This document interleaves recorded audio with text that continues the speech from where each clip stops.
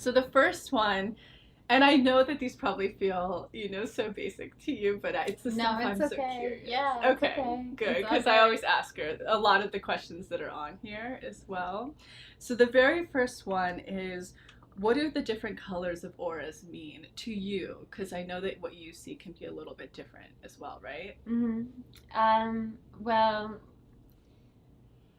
there's a lot of different variations of the colors, so I'll stick to like mostly the primary ones and point out some other ones that I feel like are really important.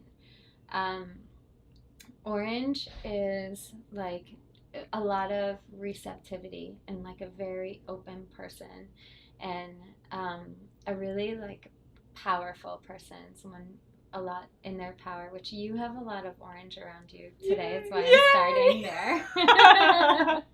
there. One time I had like a gold seal and I walked away for months being like, I have a gold seal around Yeah, me. the protection. Gold is like a lot of abundance, protection, just really like given to you from your spirit guides and your ancestors. It's like a protection that's kind of being sent to you from forces beyond you, but also that you're willing to open up and receive. Wow. Um, and green is like a natural healer, natural healing abilities, a ton of compassion, an extremely sensitive person. And then indigo is like, it's a kind of a rare color to see around people, but I call them like the spiritual rebel. Mm. And they just are like not into any outdated belief systems. They want to kind of challenge everything. They're highly, highly intuitive, Wow. and they're kind of here to like help move our human family into a place of more grace and ease from kind of challenging, questioning everything. I love that. Um, that it's one of my favorite colors to see Who around would you, people. what type of, I mean, you just explained it, but who are some of the people that you've ever seen it on before that are maybe more famous or mainstream? Uh, hmm. I think immediately of Anna Meyer, who she is the daughter of Richard Meyer, the Oh, yeah. architect, and she helped me design space. Wow. And she has a lot of indigo around her. And when you meet her, you wouldn't think so because she is just such a like a gentle and kind spirit. But if you look at her, she's picking up on everything and like kind of questioning everything and doing everything, how she really feels is authentic. Amazing. Yeah. Oh, I love these indigo energies. Yeah. That's incredible. Wow. Um, and yellow is like a natural joy. Um, Magenta is new love. It's like when somebody's just in love or they've refound love within their relationship. Wow. Mm-hmm. That's beautiful. Newfound love for life. Yeah. I love that. Yeah. Red is a little bit more like material world focused, like the physical plane, like paying the taxes and oh, wow, bills and like getting that mortgage and like all that stuff, just earth, like kind of the chakra. Yeah, it's like the chakra.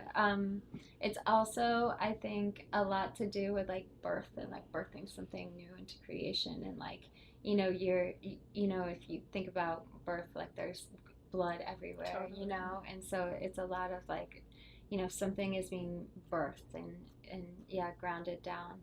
um, and then I should explain too, like nobody ever has only one color, and also the colors are often changing. Yeah.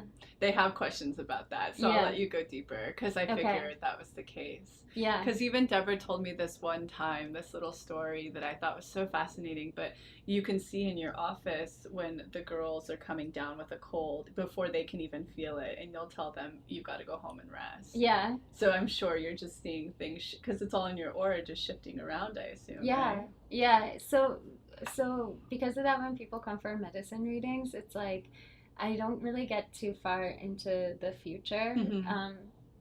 Only if I feel like, wow, I really have to mention something that feels like it's coming. or too far into the past, unless something is coming up like from a past life that needs to be addressed, or something is just it's stuck there and we actually need to talk about it in order for it to move. Mostly I just focus on the present because this is really what we can do the most with. So I love we have that. right now. Yeah. One story too that comes to mind as well is one of my dear clients, and then also Deborah shared as well. She had come, and she's such a quick manifester. She's an Aries. They're just so so quick, and she had just come to me, and I suggested spirit babies because her and her husband in the future were maybe talking about having a baby, and she came to work with you, and you're like, there's a baby around you. Yeah. There's definitely a baby around you. And she left being like, no. And the next week she found out she was pregnant with twins. So that's like an example of being very in the moment. Of needing to kind of say something. Just by the way. Yeah, there's one who wants to come through, just so you know. That's amazing. Okay, well, that'll take us into the second. Are those kind of the general overviews you feel like you covered? I think so. I think I should mention that blue is like a ton of spirit guides. Like light blue, it's like, wow, this person is just filling up the room with their guides.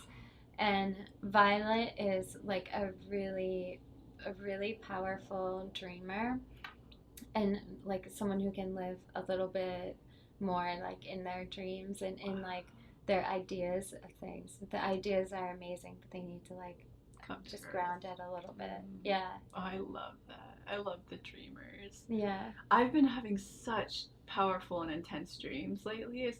In your opinion, do you feel like that just has a lot to do with the eclipses and everything that's going on?